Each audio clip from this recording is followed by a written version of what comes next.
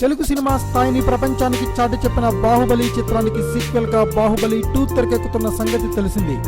టాలీవుడ్ జక్కన్న రాజమౌళి ఈ సినిమాను ఏప్రిల్ 28న విడుదల చేసేందుకు సన్నాహాలు చేస్తున్నారు.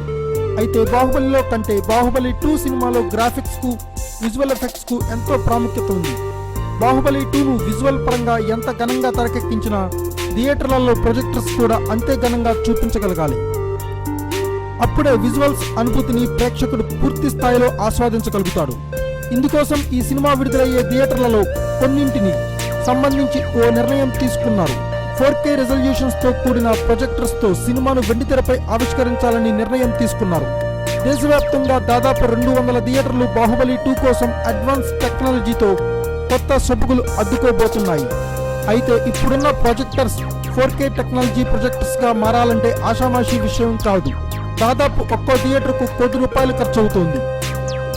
అయితే ఈ సినిమాపై ఉన్న నమ్మకంతో ఈ ఖర్చుకు కూడా థియేటర్ యాజమాన్యాలు వెనుకాడడం లేదట. అయితే ఇవి కేవలం ఏషియన్ సినిమాస్, ఐమాక్స్ వంటి మల్టీప్లెక్స్ థియేటర్లు మాత్రమే.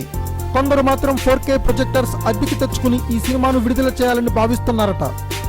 థియేటర్ యాజమాన్యాలు బాహుబలి 2 పై ఇంత నమ్మకం పెట్టుకోవడానికి కారణం లేకపోలేదు. బాహుబలి సినిమాను కేరళలోని తిరువనంతపురంలోని ఓ థియేటర్లో 4K స్క్రీన్ పై ప్రదర్శించారు. ఈ ఒక్క థియేటర్లో ఈ టెక్నాలజీ సాయంతో సినిమా ప్రదర్శించడం వల్ల ₹3,50,00,000 లాభం వచ్చిందట. ఇది అసలు విషయం. Thanks for watching. Please subscribe our channel.